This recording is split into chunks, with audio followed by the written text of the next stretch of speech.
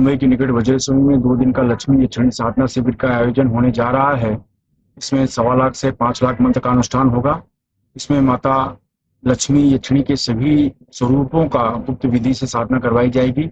इसकी वजह से साधक को कार्य सिद्धि, व्यापार सिद्धि के साथ सभी तरह की भौतिक सुख सुविधा की प्राप्ति होती है। अगर आप कर्ज की समस्या से ग्रसित हैं, व्यापार की समस्या से ग्रसित हैं, नौकरी में असफल हैं, प्रमोशन की समस्या है, धन की समस्या है, किसी प्रकार का आर्थिक विवाद है, इस तरह की अड़चनों को समाप्त करना चाहते हैं तो इस साधना में भाग ले सकते हैं। अगर इस साधना को आप सीखना चाहते हैं तो नीचे डिस्क्रिप्शन में लिंक दिया है, वहां से फॉर्म भर सकते हैं। इस साधना को आप प्रत्यक्ष आकर या ऑनलाइन भाग लेकर भी साधना में भाग ले सकते हैं। इसके अलावा मुंबई के निकट माता बगलामुखी मंदिर के निर्माण के लिए आपके सहयोग की अपेक्षा रखते हैं।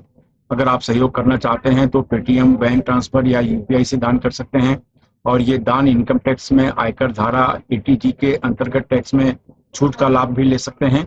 इसके बारे में अधिक जानकारी नीचे डिस्क्रिप्शन में दी गई है। दिव्य योगासन की तरफ से आपका हार्दिक स्वागत है।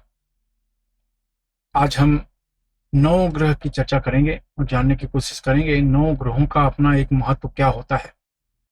अगर कुंडली में 9 ग्रह में से किसी भी एक ग्रह का दोष है तो उससे संबंधित बहुत बड़ी समस्या आनी शुरू हो जाती है।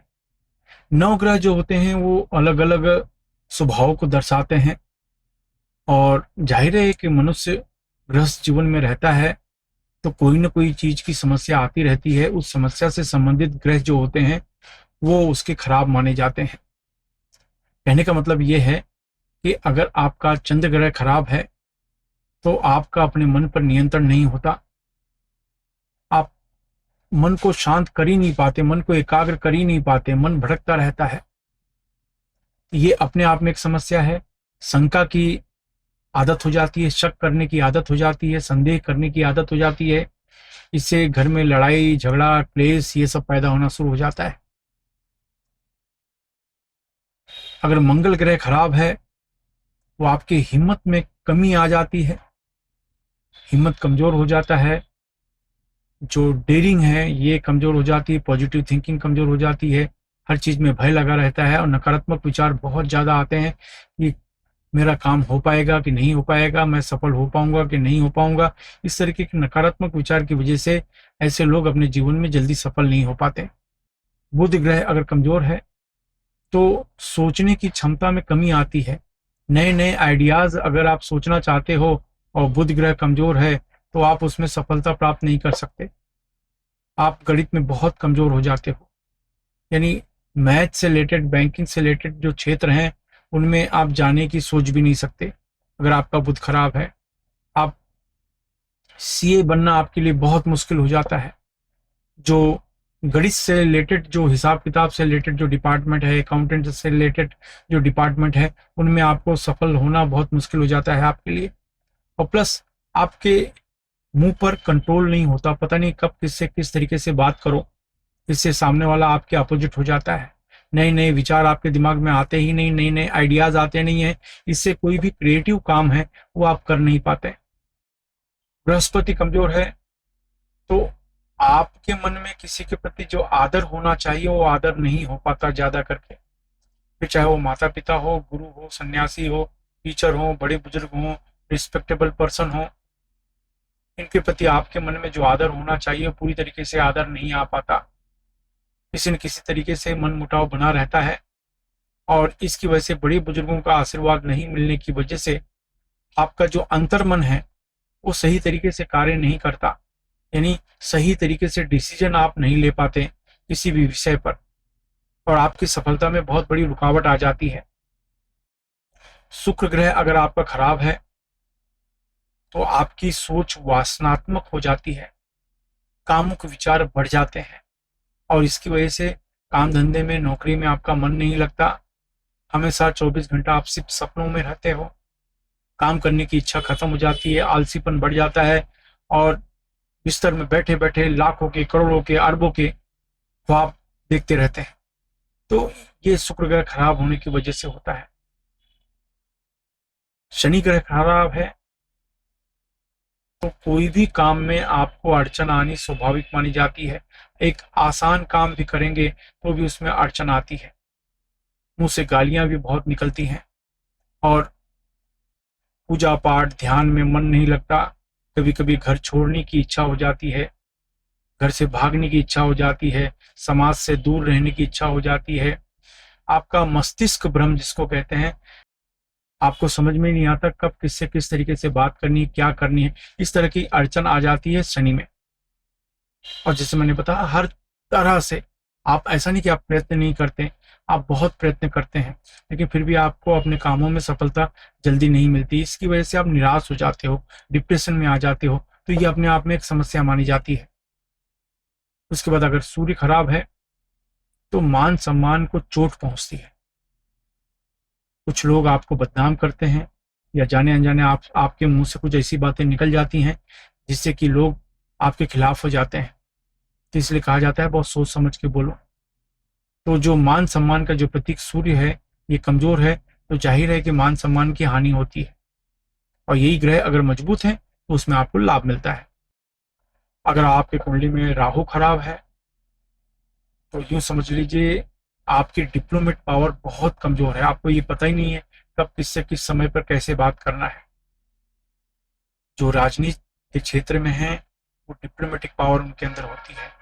आप बहुत सीधे हैं तो आपने देखा होगा, जो सीधे लोग बहुत परेशान रहते हैं, चालाक लोग अपना काम निकाल ले जाते हैं। तो कहने का मतलब है, आज का युग ऐसा नहीं कि आप सीधे नहीं हैं, सीधे होना बुरी बात है, लेकिन चालाक होना समझदारी है। तो राहु जो है आपको चालाकी सिखाता है। राहु अगर खराब है तो आपके अंदर चालाकी नहीं रहती है, इससे आपको हर पल दुख झेलना पड़ता है। और अगर केतु खराब है तो केतु की वजह से पैरों में तकलीफ होती है, ईचिंग प्रॉब्लम आती है, एलर्जी की प्रॉब्लम आती है, काले दाग, सफेद दाग, इस तरह के दाग शरीर में आने शुरू हो जाते हैं। और एक नजर कहते हैं, नजर बहुत लगती है, बेहिसाब नजर लगती है। और केतु अच्छा है तो बहुत अच्छी बात है। तो कहने का मतलब है, इस तरह के जो 9 ग्रह हैं ये हमारे जीवन को संतुलित करते हैं। लेकिन जाहिर है एक आदमी की कुंडली में कोई ना कोई ग्रह खराब होते ही है। इसके लिए ऐसे लोगों को नवग्रह अनुष्ठान कराना चाहिए, करना चाहिए, या इनके मंत्रों का जाप करना चाहिए। क्या करना चाहिए? ढीले ढाले वस्त्र पहनकर शांत कमरे में बैठ जाए। जमीन पर नहीं बैठ सकते तो किसी कुर्सी पर या सोफे पर शांत होकर बैठ जाए। याद रखें, बिस्तर में ना बैठें। सेम सुक्री मुद्रा लगाएं। सुक्री मुद्रा लगा के आगे चक्र पर ध्यान देते हुए 10 बार आप प्राणायाम करें, यानी ऐसे जितनी देर तो हो सके रोक के रखें, धीरे से छोड़ें। 10 बार आप प्राणायाम करें। 10 बार प्राणायाम करने के बाद यही मुद्रा आप लगा के रखेंगे। और खास मंत्र, ओम ह्रीं नवग्रहाय ह्रीं नमः, ओम ह्रीं नवग्रहाय ह्रीं नमः, ओम ह्रीं नवग्रहाय ह्रीं नमः, ओम ह्रीं नवग्रहाय ह्रीं नमः, ओम ह्रीं नवग्रहाय ह्रीं नमः। इस मंत्र को फिर से रिपीट कर रहा हूँ, ओम ह्रीं नवग्रहाय ह्रीं नमः, ओम ह्रीं नवग्रहाय ह्रीं नमः। ये मंत्र का उपांश से जाप करें, यानी धीमी आवाज में जाप करें, आपकी आवाज आपके कमरे से बाहर जाने नहीं पाए। ये आपको कम से कम 21 दिन 10 मिनट तक रोज मंत्र का जाप करना है, ये मुद्रा लगा के। इसमें किसी माला की आवश्यकता नहीं है, लेकिन कम से कम 21 दिन ये मंत्र का आप जाप करें। आपको महसूस होगा कि आपके जो नवग्रह हैं ये बैलेंस हो रहे हैं। नवग्रह जब बैलेंस होते हैं तब आपको धीरे धीरे एक आत्मिक शांति, अंदर से शांति मिलनी शुरू हो जाती है। काम करने की इच्छा प्रबल होती है, और फिर धीरे धीरे काम जैसे जैसे करेंगे वैसे वैसे आपको लाभ मिलना शुरू हो जाता है। तो नवग्रह बैलेंस होना बहुत जरूरी है। यही कारण है कि हम लोग इस गुरु पूर्णिमा में भी नवग्रह की पूजा करवा रहे हैं। तो नीचे डिस्क्रिप्शन में लिंक दिया है नवग्रह की पूजा। जो लोग साधना नहीं कर सकते 21 दिन की, तो वो नवग्रह की पूजा करवा सकते हैं। उसके लिए नीचे डिस्क्रिप्शन में लिंक दिया है नवग्रह पूजा। तो नवग्रह पूजा करने से हमें बहुत फायदा मिलता है। इससे हमारी कार्य सिद्धि आसानी से हो जाती है। तो ये आपको करना चाहिए। अगर किसी को भाग लेना है तो नीचे डिस्क्रिप्शन में लिंक दिया है नवग्रह पूजा का, उसमें भाग ले सकते हैं। लेकिन जैसे मैंने कहा, 21 दिन ये मुद्रा लगा के 10 मिनट तक अगर मंत्र का जाप करते हैं तो भी आपको इसमें फायदा होता है, बहुत फायदा होता है। बस आपको करना चाहिए। और इसके लिए कोई विधान नहीं है कि किस दिन से आपको करना है। किसी भी दिन से 21 दिन के लिए ये प्रयोग कर सकते हैं, चाहे सोमवार हो, मंगलवार हो, बुधवार हो, गुरुवार हो, शनिवार हो, कुछ भी।